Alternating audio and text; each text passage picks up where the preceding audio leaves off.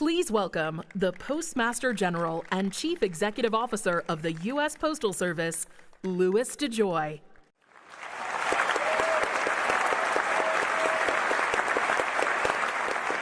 Thank you, and welcome to the National Postal Forum. And welcome to my home state of North Carolina. We are in the charming city of Charlotte, centrally located to beautiful countryside, mountains, and beaches. A serene and relaxing environment for families and businesses to enjoy a comfortable and appealing existence in the southeastern part of our nation.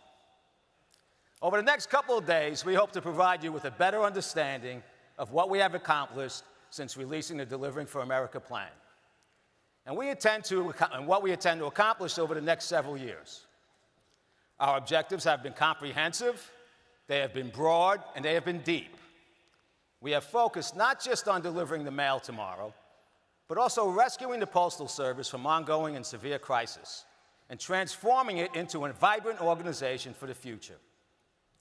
The leadership of the United States Postal Service, including our Board of Governors, has a goal to improve our service to and our relationship with every stakeholder: the American people, our mail and shipping customers, Congress and other federal agencies, election boards, state governments and local communities, presidential administrations, international organizations, our regulators, our oversight agencies, our union leaders, our employees, and our critics, which includes and should include all of the above. As you can see, the size of our constituency is large, and their interests obviously vary. And for decades, we have sought to deliver on our service mission to all stakeholders throughout the land. We have served under the terms, rules, and conditions established by the Congress, our regulator, and the Postal Service itself. However, in the past 15 years, these terms, rules, and conditions have grown increasingly in conflict with our ability to perform our mission. This creates a dynamic that must be recognized and reckoned with. For a significant time period prior to my arrival, the Postal Service and the men and women who work here had endured a struggle to serve in a postal environment that would not allow it to be successful. During a period of significant change in our nation, the Postal Service encountered damaging legislation, regulation, rules, and political activism that defied logic and inflicted damage. These misguided or self-interested efforts intimidated and confused postal management and restricted the organization's ability to make the required changes necessary for long-term survival. This period of contagion existed for almost 15 years, with no cure being offered, wreaking dire consequences upon the nation's cherished institution. To overcome the significant consequences of the past, the Delivering for America plan sets forth the dramatic changes required to every aspect of our postal environment. These dramatic changes must be done at a pace and with a tenacity that is rarely seen and rarely necessary in government or private industry. We must implement dramatic change to continue to unwind the years of outdated bureaucratic processes and policies. We must implement dramatic change to correct for years of faulty business, operational, and employment practices that have made it difficult, if not impossible, for our employees to serve effectively. We must implement dramatic change because we have a demanding and incumbent service obligation to the nation. And in order to fund that obligation, we must find a way to compete in a modern world against well-managed and creative competitors. We must implement dramatic change because the time for more subtle and incremental change has long ago passed, necessitating the transformational changes we need today.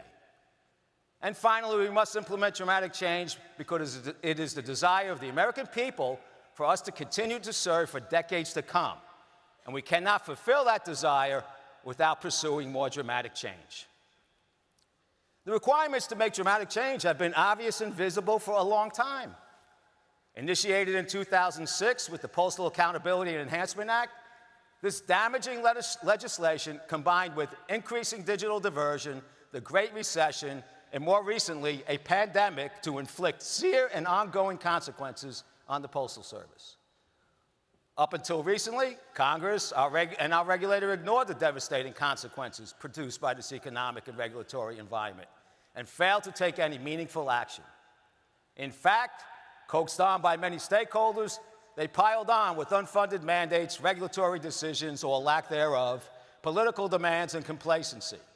This demonstrated both a lack of understanding of the developing crisis and an unwillingness to address the issues presented. To confront the rapidly deteriorating conditions, postal leadership pursued a variety of strategic and tactical actions that could not overcome the problems faced, and in many cases made things worse, creating confusion and advancing decline. When the magnitude of the problem became enormous by any standards, management was confused, became victims, offered no plan, and the Postal Service spiraled out of control. When I arrived here in June of 2020, the conditions inside the organization were unimaginable. Besides being in a highly politicized environment and being in the middle of a pandemic, the operational and organizational strategies of the Postal Service were defeated and void of any strategic purpose. We were projected to lose $20 billion that year and run out of cash in 50 days. We had lost $80 billion in the last 15 years and were projected to lose well over $160 billion in the next 10 years. We had a negative $135 billion balance sheet, and our own organizational and operational strategies were inflicting catastrophic damage on a daily basis. An entity experiencing these conditions would have collapsed in 2 or 3 years. Yet the Postal Service has survived for 15 years. How is that possible? Well, we survived by not paying into our employee retirement plans. We survived by deferring investment and maintenance of our infrastructure. We survived by allowing unwelcoming and non-productive work environments for all our employees. And we survived by not properly investing in our business model to address the rapidly developing market changes. When I arrived, those failed solutions have run their course. It was obvious that the Postal Service faced a clear and present danger that its existence as a viable agency was nearly over. This was at a time in history when it was needed most, in the beginning of a pandemic. Yet there were no meaningful solutions offered, either inside or outside the organization. So how does this happen? How does an organization with so many wise, thought-leading stakeholders get into such a financial crisis that it verged on collapse? How does an organization that plays such an important role in the nation's daily activity get into this dysfunctional organizational, financial, and operational condition? How does this highly cherished agency of the federal government, with 635,000 employees and a plethora of oversight, decline at such a rapid pace without any meaningful intervention for 15 years? Very simple. All the powers that be, with all their wisdom and authority, could never put together enough thoughtfulness and amass enough forcefulness or put aside their special interest to create a successful strategy and implement it. During this whole time period, no initiatives were presented by the Congress, our regulator, or the Postal Service that comprehensively addressed the need to evolve our service, reduce our cost, raise our revenue, and inspire a movement that executed on a solution. This is a proven fact. It is a known known. It is the recent history of the United States Postal Service. A recent history, the events of which produced the tragic conditions that persisted. And this is the Postal Service that this management team, this Board of Governors, and this Postmaster General were handed to rescue in the summer of 2020. And together, we aligned enough thoughtfulness to produce the strategies and tactics contained in our Delivering for America plan. And together, we amassed enough forcefulness to achieve the many accomplishments to date and prepared us to tackle the many remaining requirements of this transformation. We are at a different time, with a different leadership, collaborating to push through an agenda that is full of reality, resolve, and that preserves a good portion of our public service mission. The United States Postal Service, by law, needs to deliver mail-in packages to 165 million delivery points 6 days a week and cover its cost. We have a host of other legislatively mandated, regulated service requirements. In the Delivering for America plan, we sign on to fulfill those requirements by improving our service, reducing our costs, growing our revenue, motivating our employees, and advocating for reasonable changes to burdensome legislation, regulation, and rules. This is a heavy lift, but it is achievable. But it means dramatic change, led by the men and women of the United States Postal Service. And it means endeavoring to cast aside and overcome the stale and ineffective ideas of the past, which are still entrenched in many of the stakeholder initiatives surrounding us today. Starting from a free fall, we stabilized and began this climb approximately 2 years ago, and we are making great progress. As with any large turnaround engagement, our initial focus was to create the strategy to transform and the runway to deploy. And so we did, by leadership embracing the challenge of survival, by generating cash and reducing obligations, by evolving our service with standard changes and product repositioning, by deploying improved operating and marketing practice to improve our service and end relationships, by engaging and motivating our employees, and then by increasing our capacity to meet our challenges and raising our game across the board.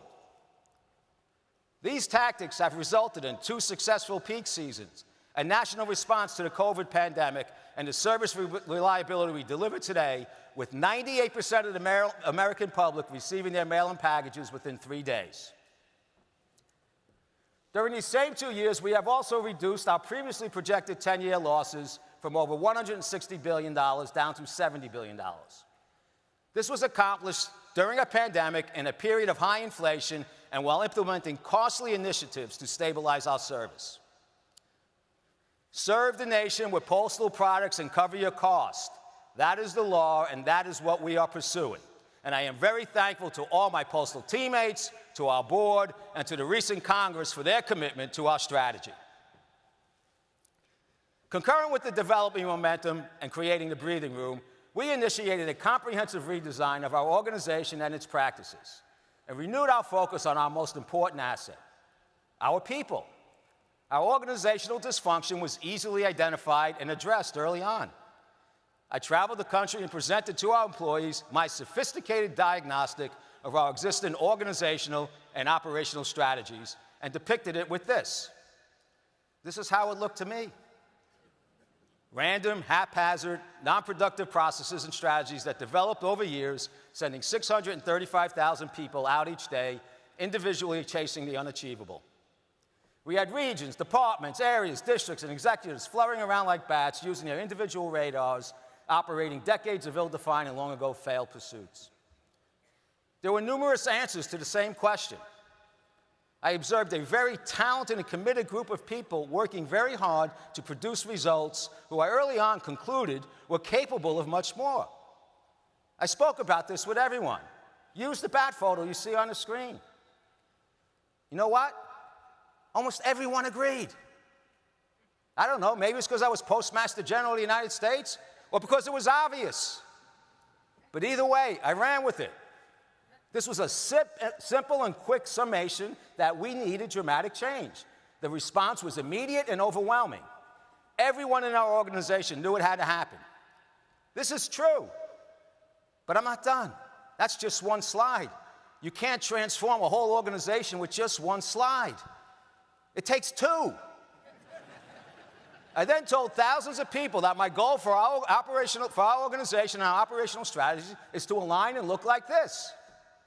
I told them, I don't know if those are ducks or geese or pigeons or rabbits, but they look like they know what they're doing and where they're going.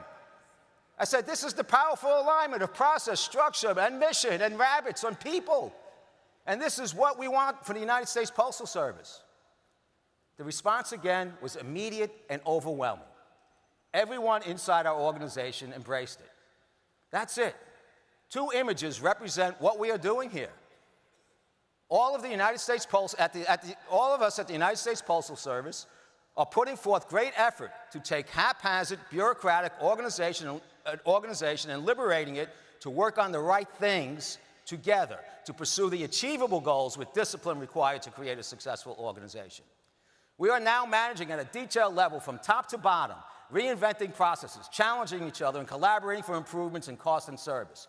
We're reorganizing areas and districts and brought back many functions to headquarters for consistency of message, direction, and implementation. We began a process of reviewing and updating over 900 manuals, of which that had not been reviewed in 30 years. We improved our supervision strategies, putting needed information in the hands of our managers and measuring our performance in a detailed and repetitive manner. We set actionable strategies for each functional group and resourced them for accomplishment. We improved our meeting structure, change management process, and set performance expectations. We recreated the promise of career with our craft employees by converting over 125,000 pre-career employees to full-time status. We then created a reliable path to full-time employment. And then we talked it up a lot, and we excited everybody.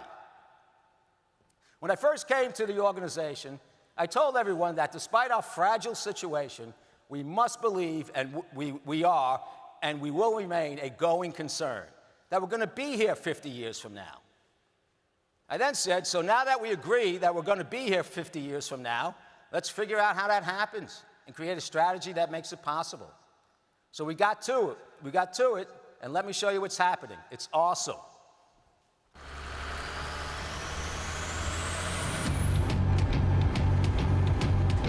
In my 42 years at the Postal Service, I've witnessed and seen a lot. But what's happened since 2020 is remarkable. We're making dramatic change. When I talk to people in the organization, there's a sense of renewed hope and accomplishment. That's due to having a balanced strategic plan that people believe in. People can see the change. We're implementing our plan and making steady and visible progress. The investments we are making in our people and infrastructure will stabilize our workforce and improve our work processes. That is a benefit for everyone. We're creating better workplaces for our 635,000 employees, where they can thrive and enjoy a long career. We're in constant and meaningful communication with our unions and management associations. We have also invested in the next generation of leaders who will reshape the organization to be more competitive and promote a culture of high performance. I can say with confidence that our future is bright and exciting.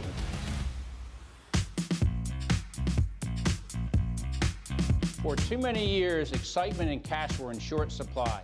In March of 2020, we had less than 50 days of cash on hand, and we simply did not have a plan that would get us solvent, much less financially strong. We struggled to find our way forward. That constrained our ability to serve and to invest in people, infrastructure, and our future. That's changed now, and not by accident. We are aggressively and thoughtfully deploying strategies that have a positive compounding effect on service, operational performance, and organizational benefits at scale. We now have a strong cash and a strong service position.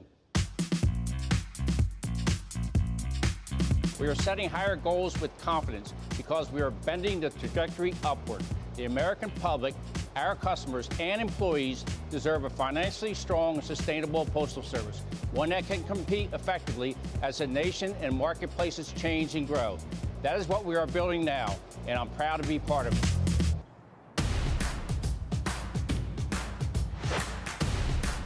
Of course, when you build something, you'd better have a strong, executable plan with clear, concise, and attainable goals, and a solid strategy to put it in place. If you don't, things collapse. The Delivering for America plan was put in action with these solid tenets, and it's working. Our recent successes didn't just happen. There is thought and strategy behind a portfolio of attainable initiatives across the organization. These initiatives keep the organization evolving and focused on change with discipline and accountability. They're being led by driven people who know the organization well and know how to deliver successful outcomes. There is demonstrable change. SNDCs coming online, new processing machines deployed, and new products to market, like USPS Connect and USPS Ground Advantage. We've converted over 125,000 people from pre-career to career in our workforce since October of 2020. We prize accountability, collaboration, and communication. We are seeing tremendous enthusiasm for tackling and resolving any roadblock to success. That's not just exciting, it's inspirational. And that's how I feel about this amazing transformation we are bringing to life.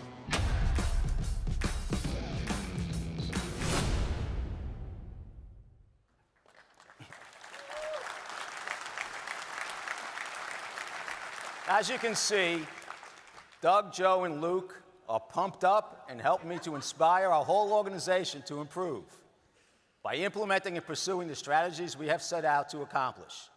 We are engaging to improve our operational precision, reduce our cost of performance, improve our service reliability, grow our business, and create exciting long-term career paths for all our employees. We are deploying robust and comprehensive strategies that will continue to drive our improvement and change our culture to one that leads us to world-class performance.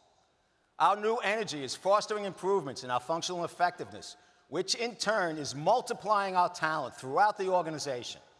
Across the enterprise, we are racing to reconstruct viable organizational and operational processes and create productive interactions that are instructive to our people so that this new can-do, will-do, and must-do attitude can be carried on into the future. We have created an environment that inspires engagement, enhances accountability, and raises expectations and aspirations at all levels of Postal Service management. This new level of enterprise-wide collaboration is the key ingredient to our successful future, spreading the wisdom of our thoughtfulness to thousands of people a month throughout the organization. This is not fiction. This is real stuff, and we are just getting our running legs. We are refining our strategies, and we are implementing them with a competitive spirit and pride and accomplishment that is growing. Now that we have everyone all pumped up and ready to go, we are well into tackling the major obstacles in our way to enable us to provide world-class levels of service. The biggest initiative, and one that will address a condition that has driven high cost and restricted performance, is the redesign of our national processing network and the operating practices we deploy to use it. Over the years, we have addressed our changing operating requirements by haphazardly deploying plant, labor, and transportation in a manner that systematically disaggregated all mail and package flow. This created substantial workarounds and gross inefficiencies. Workarounds were the standard operating practice at the Postal Service, and it was deployed in a bat-like manner expansively. This process created a national processing network of over 425 facilities randomly plopped together over the last 15 years. And I did use a technical term, plopped. These facilities were assembled without a national strategic operating plan or design, driving up cost, ignoring precision, and reducing our ability to effectively operate. Our package processing facilities lack basic material handling equipment, despite the increasing package volumes, requiring tens of millions of packages to be processed by hand every day. Who would think it is okay to process tens of millions of packages by hand every day? See me after the show and I'll give you the list. Our transportation processes were sloppy, creating over 50,000 truck trips a day that were roughly 70% empty. All of this while incurring substantial air transportation costs, flying everything and anything around the country. Our contract transportation carrier performance was poor, and we kept buying more of it. Our network facilities, several hundred of them, had random illogical layouts, which hindered performance, and their maintenance was significantly deferred to the tune of billions of dollars. We did not have the basic operational management technology, nor the defined objectives to manage the network, nor the precision required to be successful on a daily basis. Over the last 2 years, we have worked hard to change all this. Multiple teams across the organization have worked diligently to uncover, understand, and document all aspects of mail and package flow throughout our system. We needed to figure out, at a detailed level, how we were accomplishing the work so we could collectively determine what needed to be changed and to put together a plan to execute this transition carefully. One of our executives called it the Great Unwind. Once we had a better handle on what we were doing every day, we began to address the major structural design changes required in each function. Through this process, we came up with both long-term and short-term objectives everywhere and are pursuing them concurrently in a deliberate manner. We are an operational services entity. Ours is a transactional business. Processes and details matter, and our focus on these details across the organization have improved dramatically. And I am proud and impressed with the team's commitment to this change and the results it is producing. As I said, 98% of the country's population receives their mail and packages within 3 days. Mail and packages, on average, are delivered in 2.5 days. Approximately half the mail and packages that now get delivered beat their service standard by 1 day. The service performance for marketing mail has been over 95% for months. And for those of you using our regional entry products, you are seeing 98% on-time performance for the products where we have committed to deliver within 24 hours. This demonstrates stability and provides us with the resilience to make the future structural changes we are advancing. I have seen dramatic improvement in our operations team's ability to diagnose problems, design new strategies, collaborate with other system participants, and implement with process compliance. This is a big change, and while we have a lot more to grow, I believe we now have a focused and learning organization, starting from headquarters and reaching out to the field, and it comes from 2 years of deliberate and detailed self-critique and the development of the strategies for improvement. We now must execute rapidly on our plans to deploy our network. This is the only way to achieve the service and cost improvements necessary for us to fulfill our mission to rescue this organization. We are moving out, and we are ready to do it. Let me show you.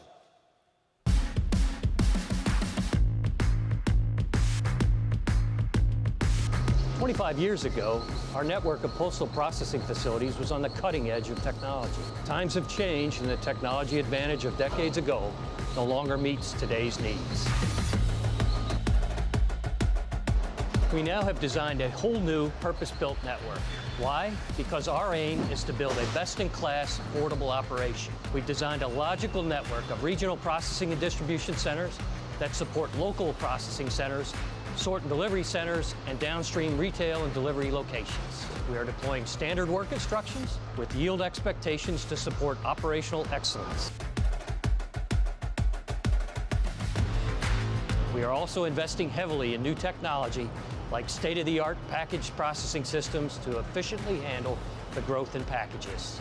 We are enabling our employees to use data and metrics to make effective decisions to understand if we've had a good day or not.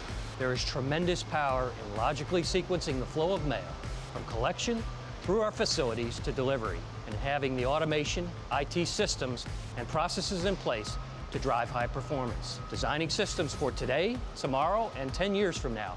That's what we're building.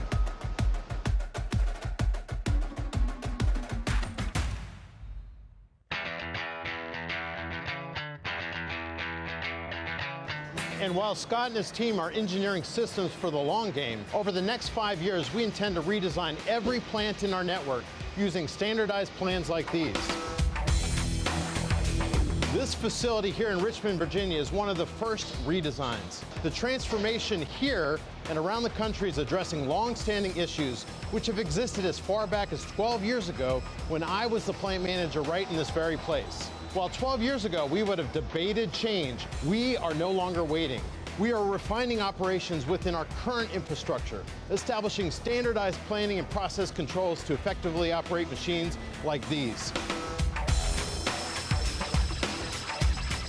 Our success starts with organizational structure and discipline, and establishing world-class performance targets. In processing operations, we focus on effective planning and execution. That starts with the right employee complement.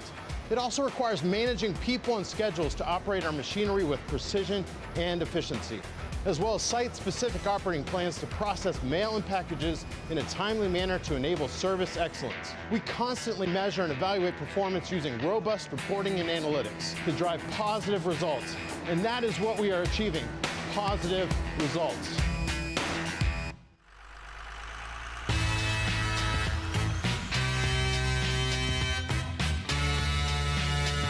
Positive results at the network level start with a fundamentally sound, state-of-the-art ground transportation network.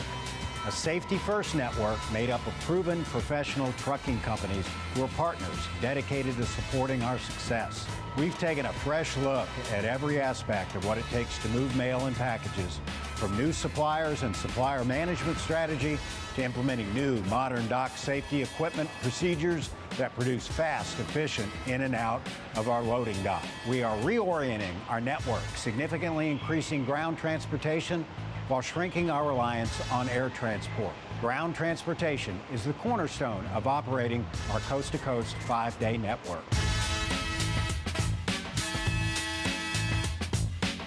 New technology use is improving the support we provide to drivers and managers, enabling the efficient running of our entire transportation operation. We're rapidly heading towards the tight, precise scheduling that is the hallmark of a well-run organization. Full trucks, properly dispatched, and operations throughout the Postal Service that can rely on on-time transportation.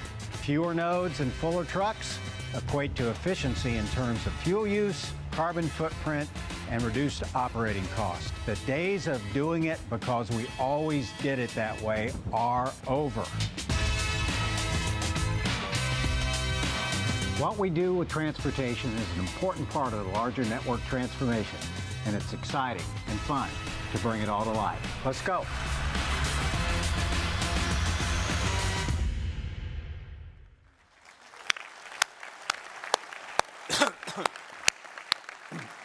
Awesome stuff. As you can see, Scott, Isaac, and Kelly are excited about our strategy, and they are ready to roll with over 30 facility openings in the coming year. To give you a little more color, our network will include 60 regional processing and distribution centers of adequate size and capacity to handle all volume transported into and out of each specific region. Approximately 45 of these facilities will be in existing postal plants. These facilities will be significantly redesigned for our new intended purpose, aggregating all cubic volume and moving it together with specific value-added intention. We plan 15 new facilities in areas of the country that have experienced expansive growth. We will combine randomly deployed annexes and some outsourced functions into these regional centers to achieve maximum efficiency and effectiveness. These regional processing centers will connect to approximately 220 local processing centers strategically located within each RPDC territory. These local processing centers are postal facilities that already exist. They, too, will be designed to focus on the designating operating requirements for mail processing and will serve as transfer hubs to our delivery centers. In total, this could be a reduction of approximately 200 small and wasteful accessorial functional locations in our system. This is not a consolidation. It is an aggregation of randomly deployed, functionally spread out across local areas because of ill-planned deployments. The great unwind. No longer will we have half-implemented temporary facilities with terrible amenities, creating employee issues, additional costs, and time delays.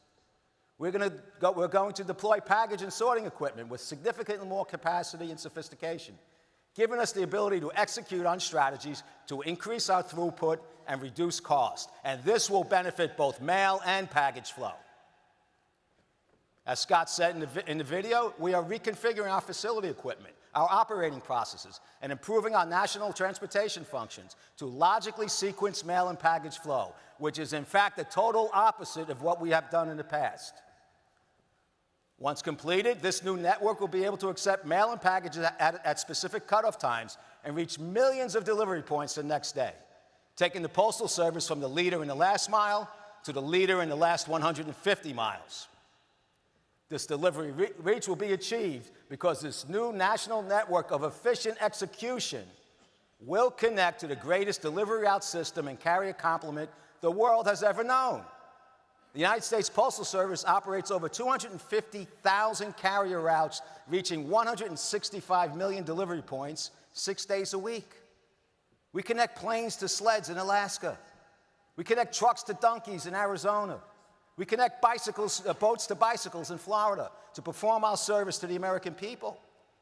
While this delivery system is spectacular, it is also the costliest part of our business, making up over 50% of our operating budget. Like our national network, our retail and delivery network requires change rapidly. We have carrier routes that haven't been adjusted in years, even though significant changes in mail volume, mail profile, and residential development have been incessant. We have maintained our old mail-only delivery strategies, diluting our magnificence by dividing up our carrier routes to over 19,000 locations. We can easily find 50 small delivery units within a 25-mile radius in many metro areas. All of these facilities are small, with limited docks, without package sorting equipment, and have very little parking. Some of these facilities have so little electric power, I would be afraid to plug in a coffee pot. So they're certainly not capable of becoming the future home of America's largest electric vehicle fleet. Both our retail centers and our delivery units have years of deferred maintenance. And finally, there has been a failure of imagination.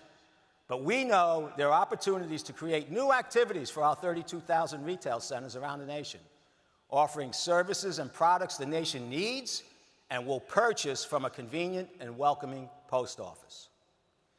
Today, the competition in the package delivery market is smart and well capitalized, but it also faces challenges. Now is the time.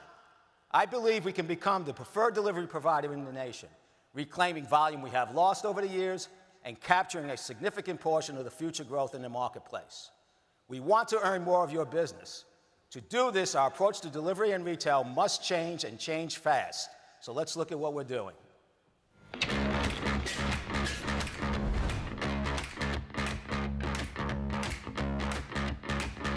Here it is, the first sorting and delivery center in the postal network, and it's fantastic.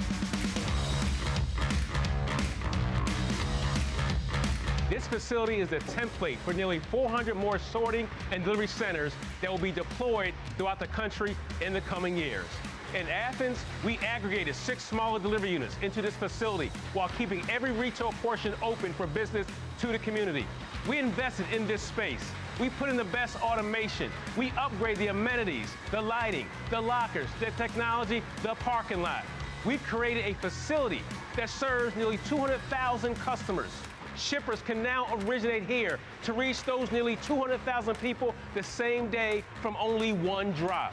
And soon, those customers will be served by our new electric vehicles because S&DCs have the electric infrastructure to support those required charging stations. Not only will this facility provide better, more timely service, it will also reduce costs. Most of all, this facility represents a change in attitude and a change in thinking. We are structured to focus on our mission of service in every community and at every delivery point. We are investing in innovative and cost-effective ways to deliver mail and serve every American community. We pay attention to the details. We drive excellent performance. It's wonderful to see in action.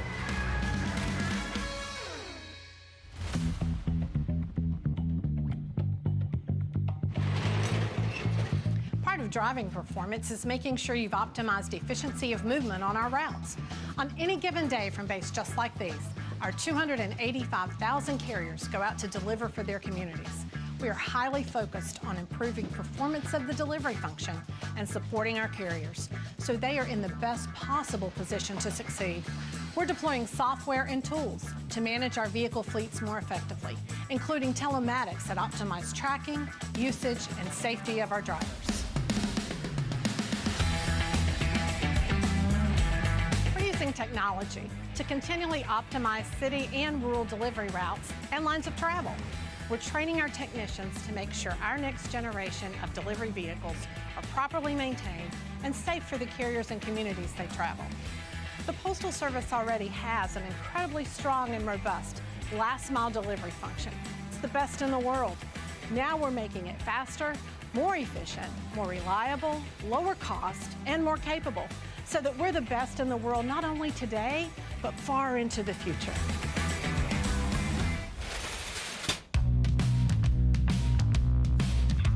Speaking of best in the world, what about the biggest?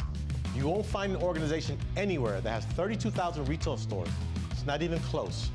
Every community in America has a post office for every citizen. We are now making the strength of the Postal Service, our retail network, even stronger. We're improving the physical spaces by investing in our lobbies and buildings. We're expanding access for customers and creating new offerings and tools for the retail customer. We're empowering our postmasters to spark new commercial opportunities and to make use of the space to better serve commerce in their communities. Postmasters are on the forefront of building a new relationship with the public, backed by a high-performing retail and delivery network. It's an exciting time to be here. The changes, the enthusiasm, the belief, and the transformation is just plain awe-inspiring.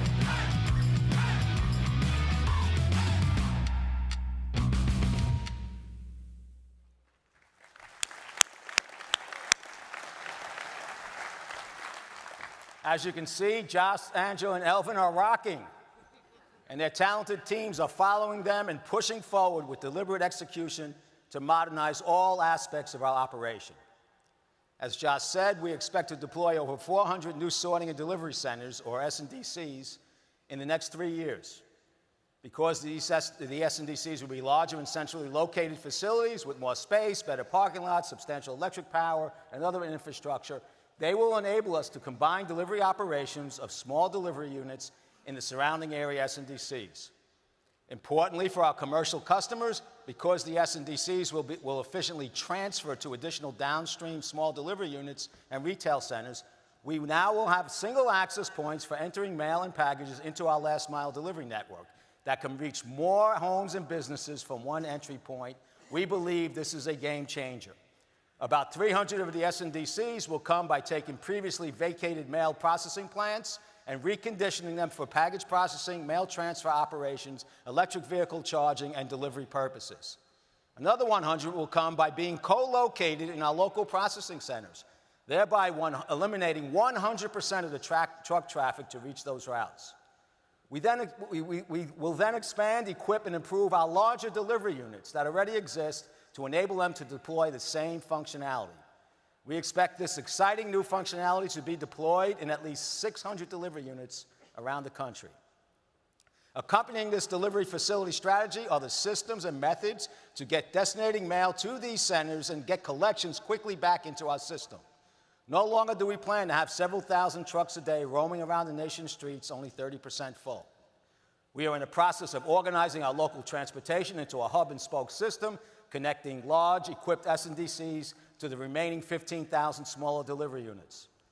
Smaller transport vehicles operating round-trip service schedules and dynamically routed assignments will enable us to utilize our equipment and our driver availability more efficiently.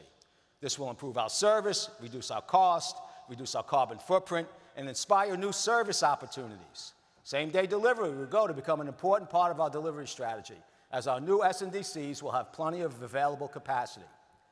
Game day responsiveness is our goal, optimizing every emergent activity into our massive daily routine. We are in every community. This will be unbeatable. I am very excited about all our operational improvements. But there's another thing we are doing that I'm equally excited about.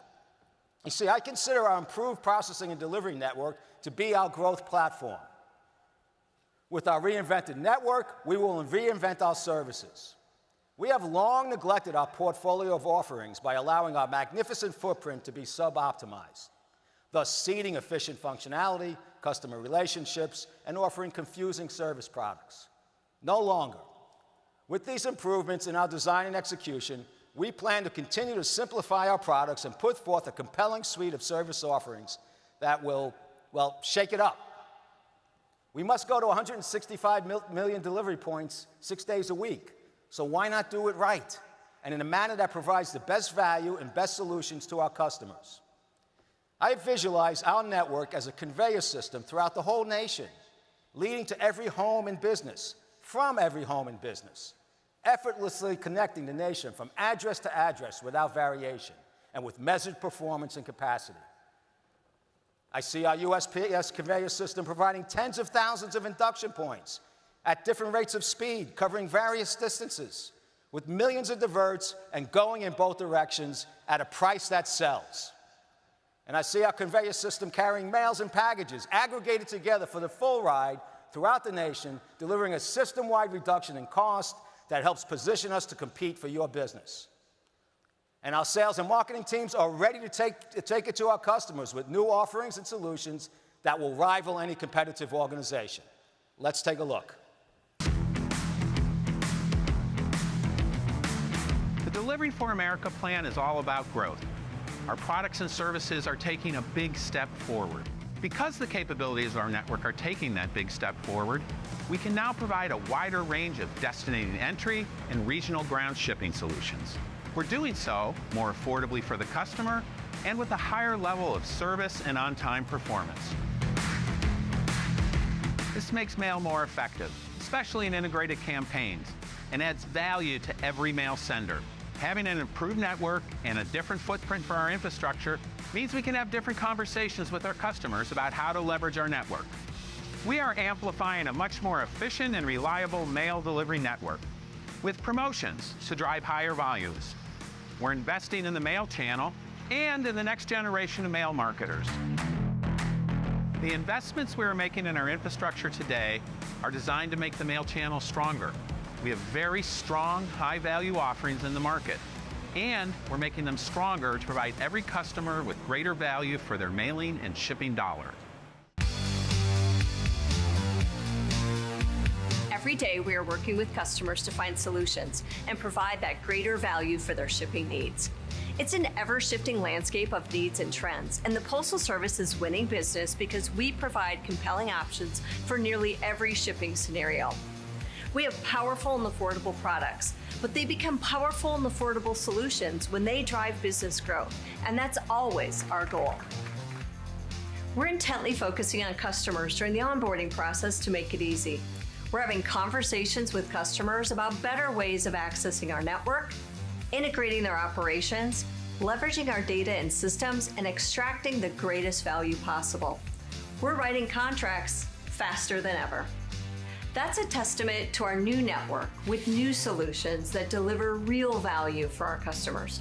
We plan to keep that momentum going.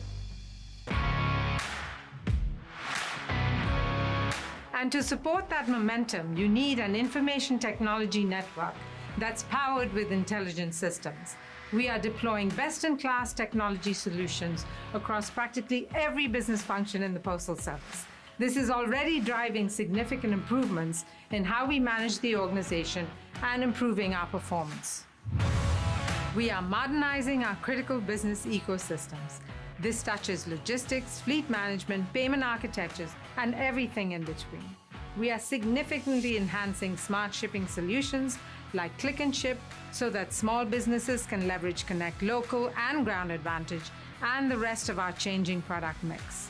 Our highly scalable and agile USPS API platform enables rapid solutioning for shippers, marketplaces, and e-commerce platforms. The Delivering for America plan is driving investments that creates best-in-class digital experiences and value for our customers.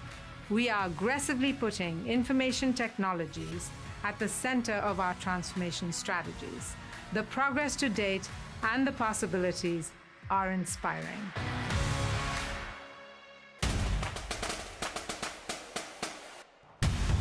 We're also aggressively protecting every product and service of the Postal Service with the power of law enforcement. The United States Postal Inspection Service is the oldest federal law enforcement agency. We operate in America's postal facilities and across the nation in the communities we serve. Our 1,300 postal inspectors investigate postal crime and bring criminals to justice. Our 500 postal police officers ensure the safety and security of mail facilities across the country. We're dedicated to enforcing the sanctity of the mail and packages you entrust to our care.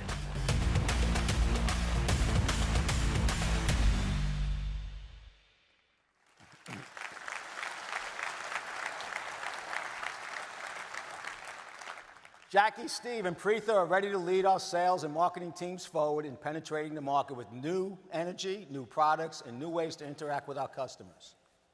And the Chief and the Postal Inspection Service are ramping up their engagement to protect people, property, and product. And they stand side by side with our whole operations leadership team and the women and men of the United States Postal Service who are committed to delivering this transformation and our cost-effective service to you. Simple, affordable, fast, understandable, easy to use, always there. These are the features of the United States Postal Service that we are offering. We will keep you in touch with your communities, the nation, and the world. We are working to be the best partners with both mailing and shipping industries, with both large and small businesses, with both large and small communities, with federal and state agencies, and with all the American people. We will become the most reliable, most affordable, most equitable, and most environmentally friendly service in the land. We have energized our sales force, as well as our marketing, customer service, and account management teams to engage with a curious and can-do attitude. We will seek collaborative relationships with you that will not only increase our business prospects, but also yours, which will inspire us to deploy new and creative offerings together. We have the most committed and capable service-oriented people in our customer outreach functions.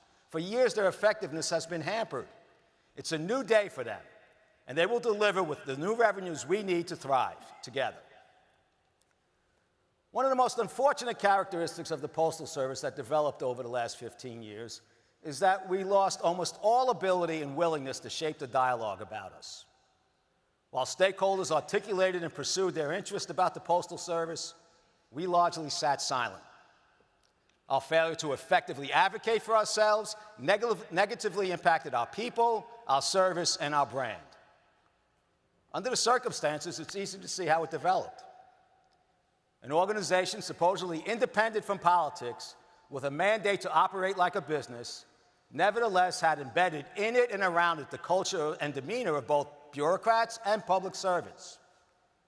It had the ill-defined demands of the universal service obligation, the broad and overreaching expectations of the Congress, a mailing industry with outsized political influence and powerful self-interest, a confusing regulator, all of whom were creating what became the muddled voice of postal issues that largely disregarded the financial sustainability of the Postal Service. This parochial and political advocacy existed at a time when the funding model supporting these legacy pursuits diminished drastically. Therefore, the objectives they pursued and suggested for the Postal Service had long ago become unachievable. The Postal Service couldn't come up with a plan for the unachievable, so they didn't produce one. As a result, they became victims to the noise and interference offered by the activism around us. The Delivering for America plan is not a plan for the unachievable. It is a plan for dramatic change in how we perform our service that, if executed in time and with care, will lead to long-term success for the organization. In addition to all the numerous operating initiatives we have initiated actions to reclaim our voice on all matters postal. We must inform, advocate, and convince and gain support from those who appreciate the changing times and our plans to address them. And we must also frustrate the efforts of those who have motives that, however good or bad, are not achievable. It all comes down to having a credible message and a respected voice. We believe we have one now. Let's take a look. The United States Postal Service is a public institution. We exist for the nation. We are using our voice clearly and effectively with the public and with policymakers because we have a duty to communicate about what we do and where we're heading as an organization. The Delivering for America plan provides that clear path forward. It has sharpened perspectives about the role we play and the value we deliver for the nation. In the policy arena, we champion our universal service obligation and our mandate to be financially self-sustaining. We educate and inform about our progress in improving the service we provide to every American. We advocate for our vision of the future because we have a voice and we use it.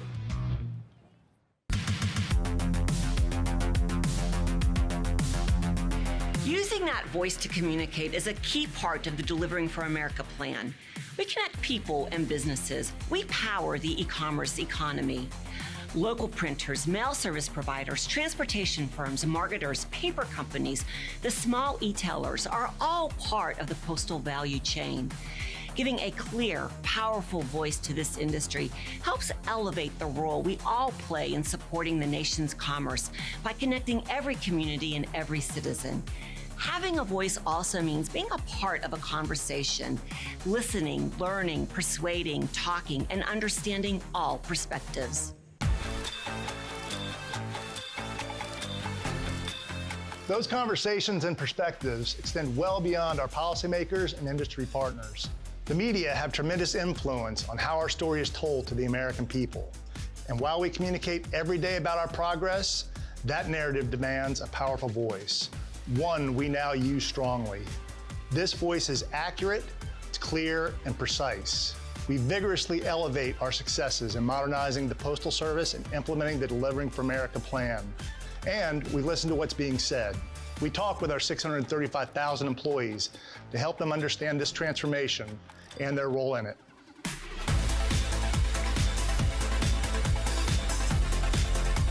We share and celebrate the thousands of great things we do every day throughout the country as we deliver for the American public. We use our formidable voice to rise above the cluttered media landscape to reach every American.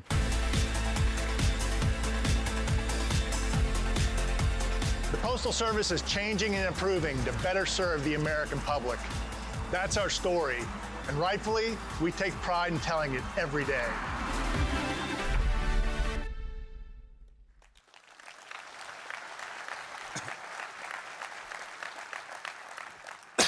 How about that? There are days I find it hard to believe it's us.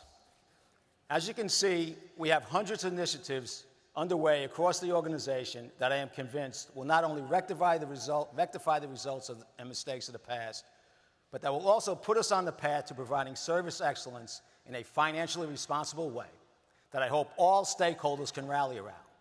We are touching every facility, every vehicle, every technology, every software application, every transport lane, every piece of equipment, every product, every executive, every manager, every supervisor, and every employee to get us in a position to serve every address across America.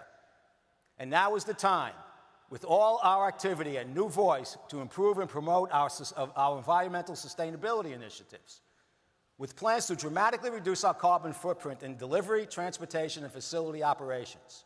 The bold strategies we will pursue are good for the planet, aligned with our mission, and they are also financially responsible. As you have witnessed, the Postal Service now has the expertise, organizational structure to execute our strategies, to advocate our initiatives, and to engineer the transformative change that will propel us into the future. We have made and will continue to make the many tough decisions required to keep us on course and reach our goals. We know we now need to step up our cost reduction and revenue initiatives and continue to shape our service based on the authorities we have and can garner through our advocacy. This is our responsibility as an independent agency to shape our service to meet the needs of the American people as the conditions in the economy and our organization change. We must do this while also covering our costs by driving out inefficiencies and growing our revenue by using our pricing power and our improved product offerings. It is the law. We have made a lot of change, and there's been a lot of noise. However, the changes that we have made so far have not caused the Earth to collide with the sun. Market-dominant mail-in packages are moving more reliably together and faster than ever. There are many more initiatives that we must pursue to continue to make the meaningful progress that is required to fulfill our mission. Over the last 250 years, the Postal Service has had numerous bouts with circumstances that threatened its existence. In many instances, these events came about when the desires of postal stakeholders exceeded the organization's ability to succeed.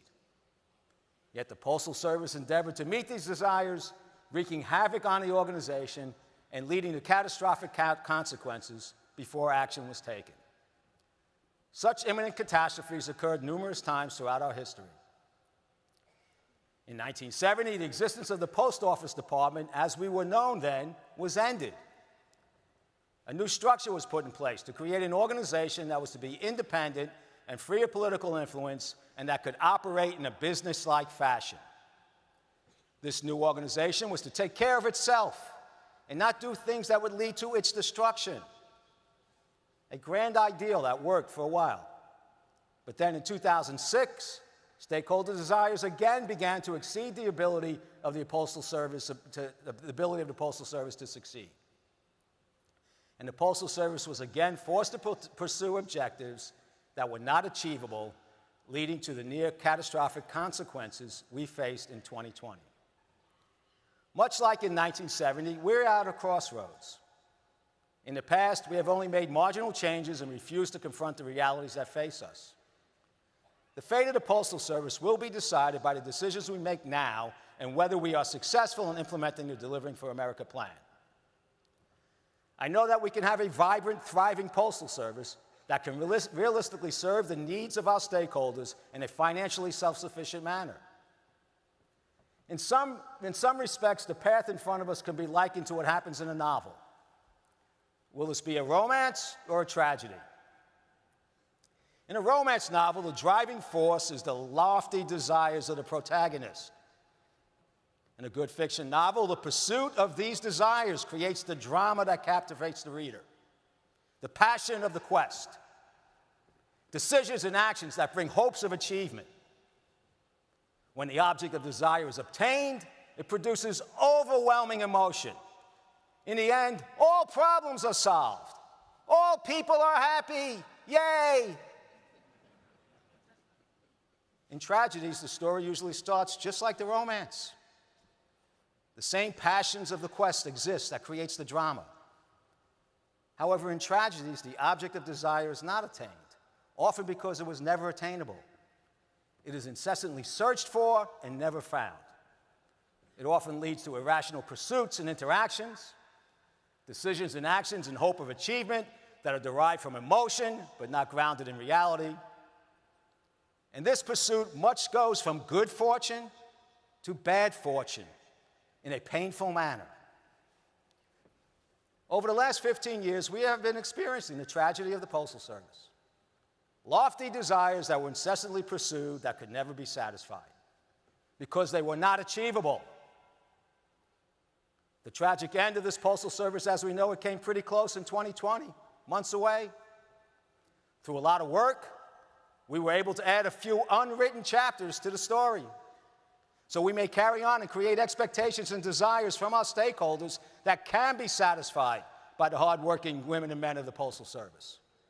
And I will tell you with great confidence and conviction that the Postal Service can have a great future, not by doing what has led to the tragic experiences in the past, but by finding new ways to serve and new ways to operate that will benefit our mailing and shipping customers as we together serve the American public. An object of desire that we can obtain. Let me show you what achievable desires look like.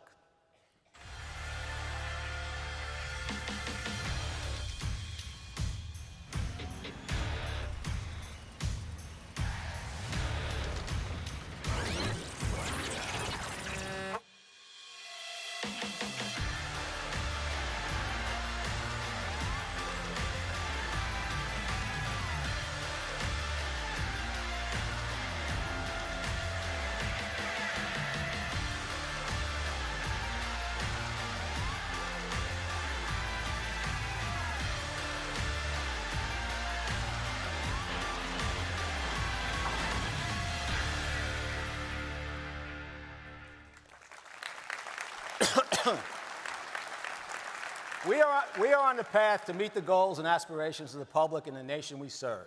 Our trajectory is now upward.